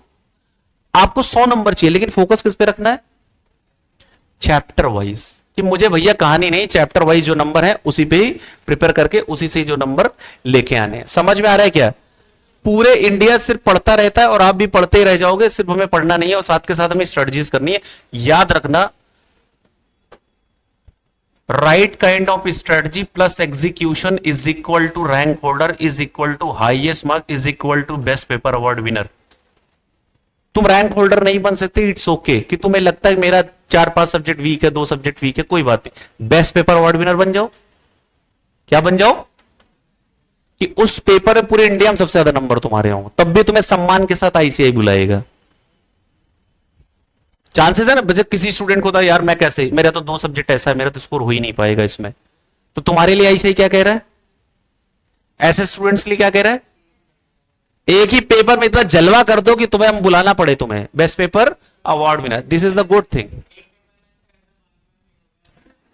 एक पेपर में अच्छा कर गया, बाकी में फेल हो गया, तो फिर इंस्टीट्यूट नहीं बुलाएगा, आपको पास होना पड़ेगा। पास होना पड़ेगा, पास तो होना पड़ेगा। 40-42 नंबर आज के टाइम में कोई बहुत बड़ी बात नहीं है इंटर लेवल पे, अगर अगर थोड़ा भी समझदार स्टूडेंट है। पहले बड़ी बात थी जब ऑब्जेक्टिव नहीं थे, अभी इतनी बड़ी बात नहीं। जो फेल भी हो रहे होंगे, जो कभी नहीं पढ़े उनके मार्कशीट देख लेना, 30-35 ऐसे ही फेल हो रहे होंगे, ज्यादा ज्यादा 35 नंबर, 34 नंबर, 32 नंबर। अब बुक ही नहीं खोलेगा तो कुछ नहीं। हाँ, ये अगर टेस्ट करना हो तो जैसे सारे बच्चे सिंसियर होते नहीं है, अब 100 में 100 थोड़ी सिंसियर, मतलब रिजल्ट बढ़ जाएगा आईसीआई का। जो नहीं होते कुछ बच्चे से बस जाते हैं वहां अपियर होने, सिर्फ अपियर होने जाते हैं। आप उनको भी देख लेना, वो भी बेचारे लड़ते झगड़ते 30-32 नंबर ले आते हैं। मार्कशीट चेक करना, देखना 30-32 ऐसे लिखे होंगे उनके नंबर। दीज आर द 40-42-45 जो सिर्फ क्लास अटेंड किया हो 50+ तो उसके ऐसे ही आ जाएंगे, because of objective, power of objective. मिलेगा या तो जाएगा। चलो मिलते फिर नेक्स्ट क्लास में with new chapter, with new energy. और इसके सारे क्वेश्चन जो है वो आप सॉल्व करना, सारा A to Z रिवाइज कर लेना इसको बढ़िया से।